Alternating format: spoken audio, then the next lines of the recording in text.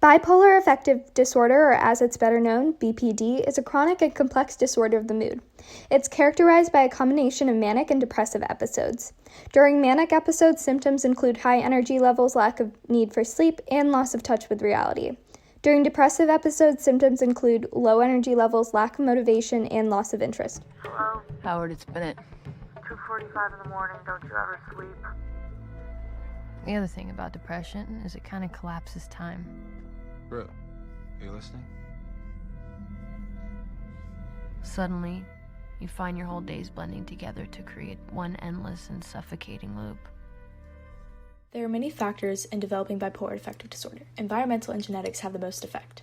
At the molecular level, signaling cascades alter the synaptic plasticity, which is basically the modification of the strength of a synaptic transmission. Now, this might sound a bit confusing, but think about it like a rubber band. When you pull it, it goes back into place. With changes in synaptic plasticity, the rubber band never goes back to its original shape. That being said, people affected by bipolar disorder do not have the normal synaptic plasticity as regular humans, and so their signals never go back into place, causing long-term effects like depression and anxiety. In a study looking at brain matter of humans with bipolar disorder and major depressive disorder, it was found that the levels of G protein-coupled receptors in an average human versus someone with BPD vary largely. An average person has 800 different GPCRs, but a person with BPD has only 210 working GPCRs and 150 orphan GPCRs. Orphan G protein-coupled receptor is the name given to a pathway that has no ligand and therefore serves no function in the human body. You may be asking yourself, okay, but why do people with BPD have so? When looking at the signal transduction pathway, we can identify 4 very important pieces. Those are the G protein-coupled receptor, the ligand, the alpha subunit, and the enzyme.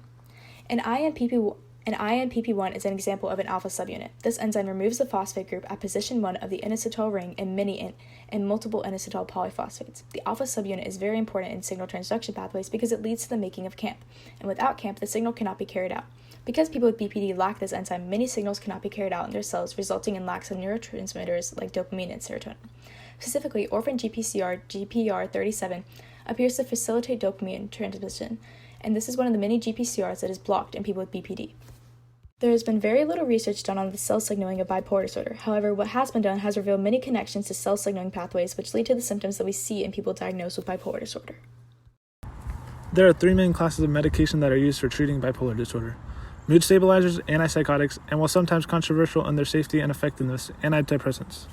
The dose is based on how much of the drug is in the blood and how one responds to the treatment. This means that the dose differs for everyone. It is important to find the perfect balance because taking too little of a drug may not be effective, while taking too much may make one sick. These mood-stabilizing drugs target intracellular signaling pathways. These signaling pathways control synaptic plasticity, and synaptic plasticity controls how effectively 2 neurons communicate with each other, and it also controls cellular resilience. Abnormalities in cellular signaling cascades that are responsible for regulating the many psychological functions explain the medical comorbidity that comes with bipolar disorder. By targeting these cascades, this helps stabilize the underlying disease process through the reduction of frequency and severity of the mood cycling that contributes to bipolar disorder. While medication alone can be helpful in the treatment and moderation of bipolar disorder, psychotherapy is also important to help patients understand and accept their past episodes and better cope with future ones.